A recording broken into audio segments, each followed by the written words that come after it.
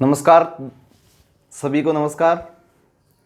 अपना चल रहा था कक्षा 11 के भौतिक भूगोल के मूल सिद्धांत का तीसरा चैप्टर पृथ्वी की आंतरिक संरचना। कल इस ज्वालामुखी वाले टॉपिक को कंप्लीट करना था, लेकिन कुछ टेक्निकल प्रॉब्लम आने की वजह से ये कुछ थोड़ा सा वीडियो बच गया था। तो इसको देखिए क्या है ये। देखिए, सबसे पहले आज अपन पढ़ेंगे ज्वालामुखी निर्मित स्थलाकृतियां, यानी कि ज्वालामुखी निर्मित स्थलाकृतियां क्या हैं और कितने प्रकार की होती हैं, है ना। देखिए, ज्वालामुखी निर्मित स्थलाकृतियां कितने प्रकार की हैं? दो प्रकार की। कितने प्रकार की? दो प्रकार की। कौन कौन सी हैं भैया? दो कौन कौन सी हैं?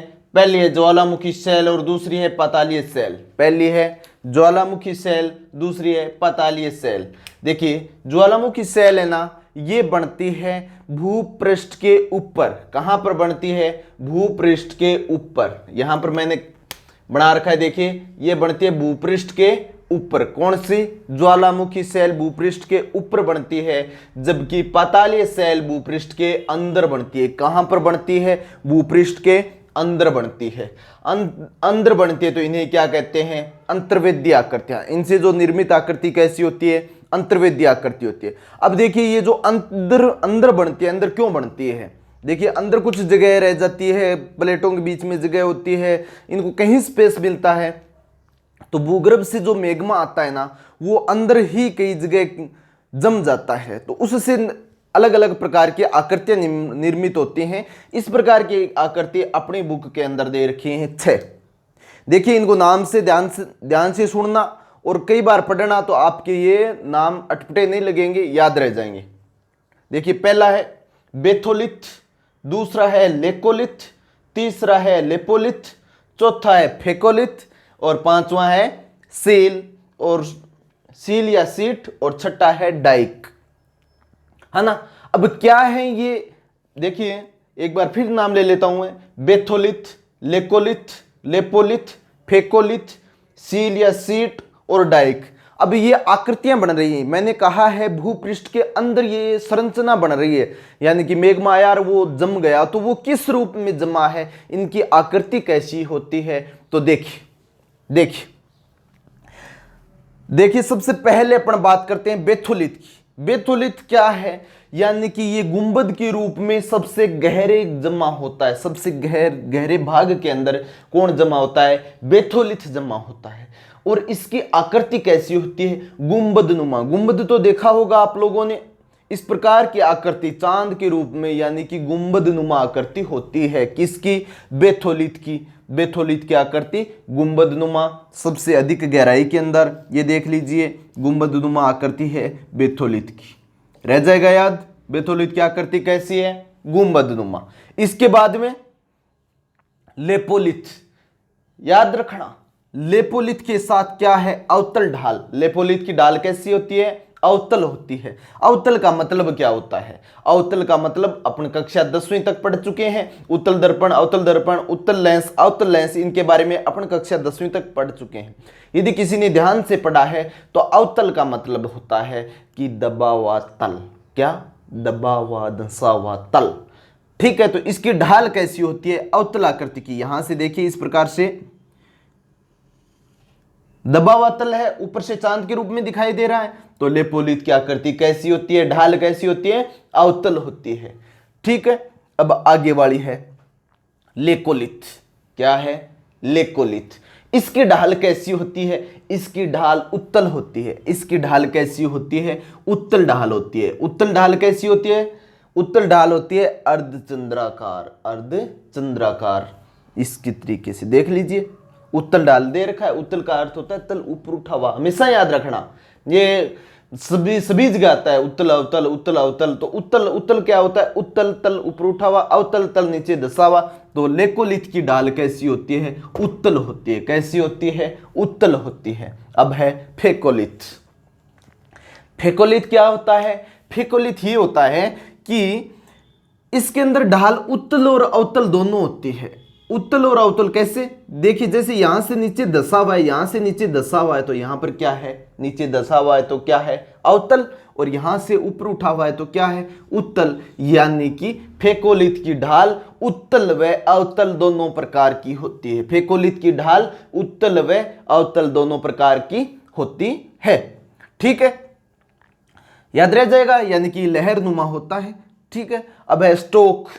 स्टोक क्या होता है, स्टोक गुंबद का छोटा रूप होता है। गुंबद यानी कि बेथोलिथ का क्या होता है, छोटा रूप होता है। छोटा गुंबद नुमा इसकी आकृति होती है, सबसे कम गहरा होता है।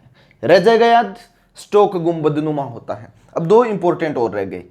सील या सीट क्या होता है, सील या सीट ये होता है कि जो मेग्मा है, लावा है, उसका जमाव किस प्रकार से हो जाता है, क्षैतिज। क्षैतिज को इंग्लिश में कहते हैं हॉरिजेंटल। क्या कहते हैं, हॉरिजेंटल। तो इसका क्षैतिज कैसे होते हैं, देखिए ये दो आकृतियां हैं, एक ऐसे होती है, एक ऐसी होती है। अब आप पहचानिए इसमें क्षैतिज कौन सी है और लंबवत कौन सी है।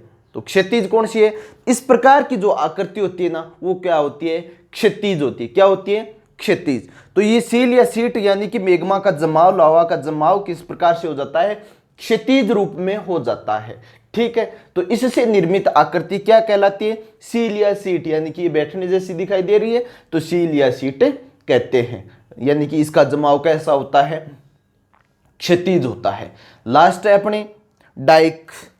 डाइक क्या होती है, डाइक होती है, देखिए इसका ढाल कैसा होता है, ये किस रूप में जमा होती है, ये लंबवत, परपेंडिकुलर, है ना। लंबवत, लंबवत का मतलब कोण कितने डिग्री का बन रहा है, 90 डिग्री का बन रहा है। तो इसकी ढाल कैसी होती है, ये लंबवत होता है। ठीक है, इसके बाद में इसकी ढाल लंबवत होती है, ये कंप्लीट हो गया। अब इनके बारे में थोड़ी थोड़ी जानकारी वो देख लेते हैं अपन। बेथोलिथ सबसे गहरा आकृति दे रखी है, बेथोलिथ। लेकोलिथ, यानी कि बेथोलिथ किनसे निर्मित होता है, ग्रेनाइट से निर्मित होता है। लेकोलिथ किससे, लेकोलिथ की ढाल कैसी होती है, लेकोलिथ, लेकोलिथ की ढाल कैसी होती है, देख लीजिए इधर। लेकोलिथ की ढाल उत्तल होती है और ये कहां पर पाई जाती है, कर्नाटक का पठार। याद रखना, लेकोलिथ आकृति भारत के अंदर कहां पर पाई जाती है, कर्नाटक के पठार के अंदर इसकी आकृति पाई जाती है। और लेपोलिथ क्या है, अवतल ढाल। लेपोलिथ की ढाल कैसी होती है, अवतल, और ये किस रूप में होती है, तस्तरी नुमा होती है। तस्तरी तो देखी होगी, तो इसकी आकृति कैसी होती है, तस्तरी नुमा होती है। फेकोलिथ यानी कि उत्तल और अवतल दोनों होती है। सील या सीट मैंने कह दिया क्षैतिज जमा होता है, डाइक का लंबवत जमा होता है। ये आकृति दे रखी, देख लीजिए यहाँ पर, ये लंबवत ऐसे परपेंडिकुलर होता है। ठीक है, तो इस प्रकार आज का अपना ये चैप्टर कंप्लीट, जहां पर अपने ज्वालामुखी निर्मित दो प्रकार की आकृति पढ़ ली। ज्वालामुखी शैल भूपृष्ठ के ऊपर, पातालीय शैल भूगर्भ के अंदर, और ये भूगर्भ के अंदर आकृति बनती है उन्हें अंतर्वेदीय आकृति कहते हैं। अपनी बुक के अंदर कुल कितनी अंतर्वेदीय आकृति, 6 है। बेथोलिथ है, लेकोलिथ है, लेपोलिथ है, फेकोलिथ है, सील या सीट और डाइक। इनकी आकृति मैंने यहाँ पर लिख रखी है, बना रखी है। ये चित्र ध्यान से देख लेना, क्योंकि अपनी बुक में इस प्रकार का चित्र नहीं है, और जब तक तुम ये चित्र याद नहीं रखोगे तब तक ये याद भी नहीं होंगे, क्योंकि ये क्वेश्चन कंपटीशन एग्जाम में भी आता है। क्या, किस प्रकार से आता है कि लेकोलिथ की ढाल कैसी होती है, और उत्तल होती है या अवतल, तो ये कंफ्यूज करने वाला है। तो लेकोलिथ की ढाल कैसी होती है, उत्तल होती है, और लेपोलिथ की ढाल कैसी होती है, अवतल होती है। बेथोलिथ की ढाल कैसी होती है, गुंबद नुमा होती है, और ये लेकोलिथ लहर नुमा जिसमें उत्तल और अवतल होता है। इस प्रकार कक्षा 11 का तीसरा चैप्टर पृथ्वी की आंतरिक संरचना पहली बुक का अपना कंप्लीट है। यदि इसमें किसी प्रकार की कोई दिक्कत है तो आप हमसे साझा कीजिए, कमेंट बॉक्स में लिखिए, आपकी समस्या का समाधान किया जाएगा। इसके अलावा इसके अंदर अभ्यास वाले क्वेश्चन है, वो आप करना। सभी क्वेश्चन आपने पूरा चैप्टर, पूरे वीडियो सभी देखे हैं तो एकदम आसानी से कर लोगे, आपको बिल्कुल सिंपल लगेंगे। इसके अलावा आपके पास अलग बुक है, जैसे संजीव की बुक है, संजीव पासबुक है ना। इसके अलावा एक्सीलेंट की है, तो उसके अंदर भी आप क्या है, क्वेश्चन देखना। क्या देखना, क्वेश्चन। उत्तर तुम अपने आप कर लोगे यदि तुम लोगों ने पूरे वीडियो को ध्यान से देखा है, क्योंकि क्वेश्चन से अपने को यह पता लगता है कि परीक्षाओं में किस प्रकार से क्वेश्चन आते हैं। ठीक है, धन्यवाद।